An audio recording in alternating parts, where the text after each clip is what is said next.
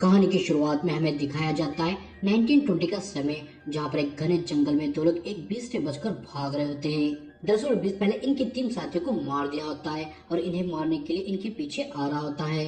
लेकिन हम देखते हैं उससे पहले कि अनजान शक्ति आकर इन्हें मार देती है और इनके हाथों में एक छड़ी होती है जो वहीं पर गिर जाती है। तो उसे एक हाथ आकर उठाता है, शायद ये कोई जादूगरनी या चुड़ैल का हाथ है।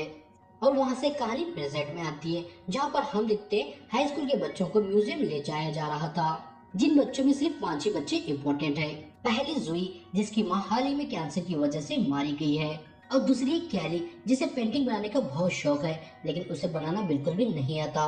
और तीसरा है ओवेन, जो बहुत पढ़ाकू लड़का है। और चौथा है क्रिस, जो स्कूल का सबसे हैंडसम बंदा है।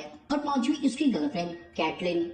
और इसके बाद यहाँ से इन्हें म्यूजियम ले जाया जाता है, जहाँ पर इन्हें डॉक्टर रोशन सभी चीजों की हिस्ट्री बताती है। और इसके बाद ये सभी एक जगह पर जमा होते हैं, जहाँ पर कैली कैटलिन की एक पेंटिंग बनाती है जो बहुत गंदी होती है। तो उसे बहुत गुस्सा आता है, तो उसे बहस करने लगती है। तभी वहाँ पर एक छड़ी आकर गिरती है, जिसे हमने कहानी की शुरुआत में देखा था। जो देखकर जोई जब उसे उठाती है तो उसमें से एक रोशनी आती है और सभी के ऊपर एक अजीब से सिंबल बनते हैं, जो देखकर वो कुछ भी समझ नहीं पाते।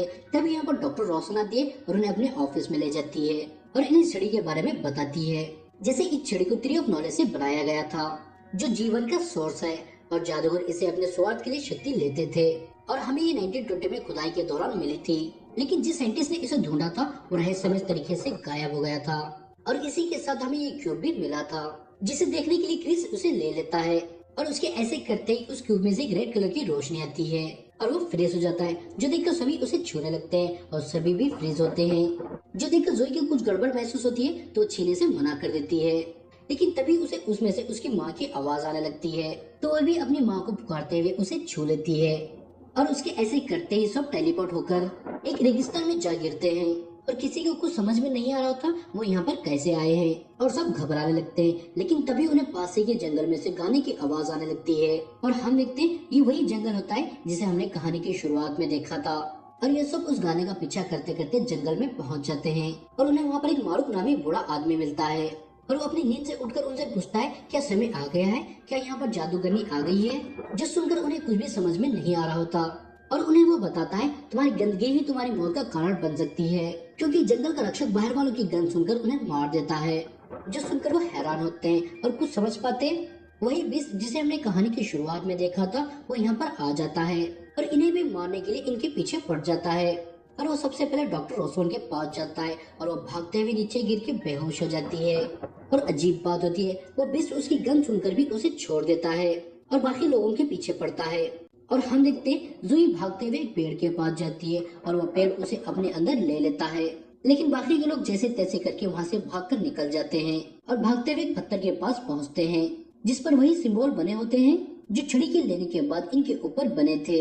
और उसमें एक पहेली भी होती है यहाँ से दूसरी जगह पर जाने के लिए, लेकिन ये लोग उसे सॉल्व नहीं कर पा रहे होते। और दूसरी तरफ हम देखते हैं जुई की आंख खुलती है और उसके सामने मारोक होता है और उसे बताता है एक ट्री ही सारे ट्रीज है और हम सब एक ही है। और यहाँ पर वो उसे एक बैक स्टोरी बताता है। बहुत समय पहले एक जादूगर ने ट्री ऑफ नॉलेज की रक्षा करती थी, इस उम्मीद पर कि उसके बदले वो ट्री उनकी रक्षा करेगी। और एक दिन एक महामारी की वजह से हमारे लोग मरने लगे थे, तो उसने उन्हें बचाने के लिए ट्री ऑफ नॉलेज से कुछ शक्तियाँ ली। लेकिन वो उन शक्तियाँ आने के बाद करप्ट हो गई, मतलब वो पागल हो गई। तो हमने उसे वहाँ से निकाल दिया और उसने बहुत कोशिश की वापस आने की, लेकिन वो वापस नहीं आई। लेकिन वो हिम्मत नहीं आ रही और आज भी वो कोशिश कर रही है वापस आने की। और अगर वो वापस आती है तो पूरी दुनिया को बर्बाद कर देगी और उसे कोई रोक सकता है तो वो तुम ही हो। और तुम्हें उस छड़ी का टूटा हुआ हिस्सा ढूंढकर लाना होगा, और वो भी उस जादूगरनी के ढूंढने से पहले, क्योंकि अगर वो हिस्सा उसे मिल गया तो वो पूरी दुनिया को बर्बाद कर देगी। जो सुनकर जुई को कुछ भी समझ में नहीं आ रहा होता, तो वो उसे मना करती है कुछ भी करने के लिए। तो उसे कहता है अगर तुम यहाँ से वापस जाना चाहती हो तो वो हिस्सा तुम्हें ढूंढना होगा, क्योंकि तुम उसके बगैर यहाँ से वापस नहीं जा सकती। और उसे उस बीज से बचने के लिए अपने ऊपर इस जंगल की खुशबू लगाने को कहता है। तो वहाँ की मिट्टी को अपने ऊपर लगाती है और अपने दोस्तों को ढूंढने के लिए जाती है। और इधर हम देखते हैं जब डॉक्टर रोशन को होश आता है तो देखती है छोटे छोटे लोग उसके साथ खेल रहे होते हैं, जिसे देखकर वो डरती नहीं बल्कि उनके ऊपर चिल्लाती है। और वो उनसे कहती है बच्चे फोकस नहीं कर रहे, हमें उन्हें और जंगल के अंदर ले जाना होगा।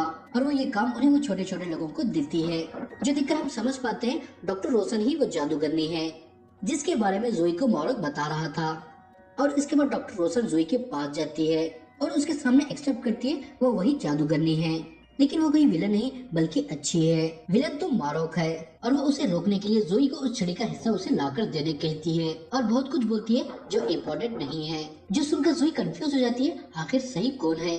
तो पहले वो डॉक्टर रोशन को वहीं पर रुकने कहकर अपने दोस्तों को ढूंढने के लिए जाती है और उन्हें ढूंढते ढूंढते उन तक पहुंच जाती है जो अभी भी उस पहेली को सॉल्व कर रहे थे। लेकिन जोई उसके ऊपर के सिंबल देखकर समझ जाती है उन्हें क्या करना है। वो सभी को अपना हाथ आगे बढ़ाने कहती है और ऐसे करते ही वहाँ पर एक ग्रीन रोशनी आती है और सभी टेलीपोर्ट होकर दूसरी जगह पर पहुँचते हैं, जो देखकर जोई समझ जाती है ये एक मैजिकल फॉरेस्ट है और अपने दोस्तों को मारो की सारी बातें बताती है और बीच से बचने के लिए सबको वहाँ पर की मिट्टी लगाती है। और तभी उनकी नजर एक परी पर पड़ती है जिसका एक पंख टूटा हुआ था, जिसकी वजह से वो बहुत रो रही थी, जो देखकर जोई अपनी एक उंगली आगे बढ़ाती है जिसमें से ग्रीन रोशनी निकलती है और वो परी का पंख ठीक हो जाता है, जो देखकर ये सभी लोग काफी खुश होते हैं। और इसके बाद उस छड़ी का टूटा हुआ हिस्सा ढूंढने के लिए निकलते हैं और काफी दूर चलने के बाद इन्हें एक अजीब सा इंसान मिलता है जो अपने आप को यहाँ के रास्तों का रखवाला बताता है और उसके मर्जी के खिलाफ कोई भी एक कदम भी आगे नहीं बढ़ा सकता और अपने मैजिक से उनकी पैदाइश की जगह उन्हें बताने लगता है, जो देखकर ओवेन हैरान होता है और उसने ऐसा कैसे किया पूछने के लिए आगे जाता है। जो उस इंसान को बिल्कुल भी पसंद नहीं आता तो उसे पहले वो बर्फ बनाता है, उसके बाद गायब कर देता है, जो देखकर क्रिस को बहुत गुस्सा आता है तो वो भी गुस्से से आगे बढ़ता है, जो देखकर वो इंसान उसे भी बर्फ बनाकर गायब कर देता है। ये देखकर वो तीनों हैरान होते हैं और उसे पूछते हैं आखिर तुम चाहते क्या हो। तो वो कहता है तुम्हें यहाँ से आगे बढ़ने के लिए मुझे कुछ चाहिए।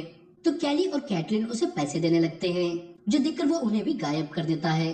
और जुई कहता है मुझे सिर्फ तुम लोगों की नीयत देखनी है।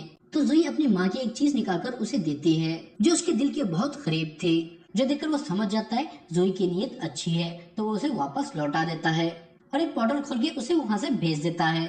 मगर हम देखते जुई वहाँ से एक बर्फीली जगह पर आती है और वो ये सब देखकर हिम्मत हार जाती है और रोने लगती है। और तभी उसके पास डॉक्टर रोशन आती है और उसे मुबारकबाद देती है 2 पड़ाव पार करने के लिए, और वो उसे कुछ बोल पाती तभी वहाँ पर क्रिस आता है तो वो गायब हो जाती है और क्रिस आकर जुई के एक लेडी के पास ले जाता है जो अपने मन मुताबिक कुछ भी बना सकती थी और वो यहाँ पर अपने मैजिक से पेड़ उगा रही थी। और तभी यहाँ पर उसका हस्बैंड कैली और कैटलिन को भी यहाँ पर ले आता है और ये चारों लोग फिर से मिलकर बहुत खुश होते हैं और वो दोनों हस्बैंड और वाइफ उन्हें अपनी जगह पर ले जाते हैं और उन्हें खाने के लिए बहुत सारी चीजें देते हैं। लेकिन यहाँ पर ये लोग गौर करते हैं अभी भी ओवेन गायब है, तो उन दोनों से अपने दोस्त को ढूंढने कहते हैं। तो ये लेडी अपने मैजिक से एक पोर्टल बनाती है जिसमें इन्हें ओवेन दिख रहा होता है, लेकिन उसके पीछे वही बीस्ट भी होता है। मगर वो ओवेन को कुछ कर पाता वो उसे खींचकर बाहर निकाल लेते हैं और वो बीस्ट भी उस पोर्टल से यहाँ पर आने लगता है, लेकिन वो लेडी फौरन उसे बंद कर देती है। मगर इसमें उस पोर्टल का एक हिस्सा गिर जाता है तो कैलिन उसे लेकर अपने बैग में रख लेती है और वो पांचों फिर से अब यहाँ से निकलते हैं। और इधर हम देखते हैं doctor Roshan tree of life के पास आती है जहाँ पर एक बहुत बड़ा शील्ड बना हुआ होता है। डॉक्टर रोशन उस पेड़ से कहती है प्लीज इसे हटा दो, मैं उन बच्चों का इस्तेमाल नहीं करना चाहती। लेकिन वहाँ पर कुछ भी नहीं होता तो वो अपना मैजिक इस्तेमाल करती है मगर उससे भी कुछ नहीं होता। और हम देखते हैं ये लोग एक कैब लगाकर एक जगह पर बैठे हुए होते हैं। तभी वहाँ पर डॉक्टर रोशन आती है जो सिर्फ जोही को ही दिख रही होती है। वो जोही से कहती है तुम यहाँ से फौरन जाना होगा क्योंकि यहाँ बहुत बड़ा खतरा है। तभी वहाँ पर कैटलिन आती है और जोही से पूछती है तुम किससे बात कर रही हो, जो सुनकर वो डॉक्टर रोशन के बारे में उसे कुछ नहीं बताती। पर इन लोगों को लग रहा होता है डॉक्टर रोशन मर चुकी है और वापस आकर सभी लोग यहाँ पर बात करते हुए बैठते हैं। और तभी ये लोग देखते हैं यहाँ पर वो छोटे छोटे इंसान आते हैं जो देखकर वो वहाँ से उठकर जाने लगते हैं। लेकिन अचानक कुछ होता है, वो एक एक करके जमीन में धंसते हुए एक जगह पर जाते हैं जहाँ पर उन सबको उनकी इविल पर्सनालिटी दिखती है और इनके अंदर के डर के बारे में इन्हें बताने लगती है और इन्हें लालच देती है और इनकी मनचाही जिंदगी पाने के लिए अंदर आने कहती है।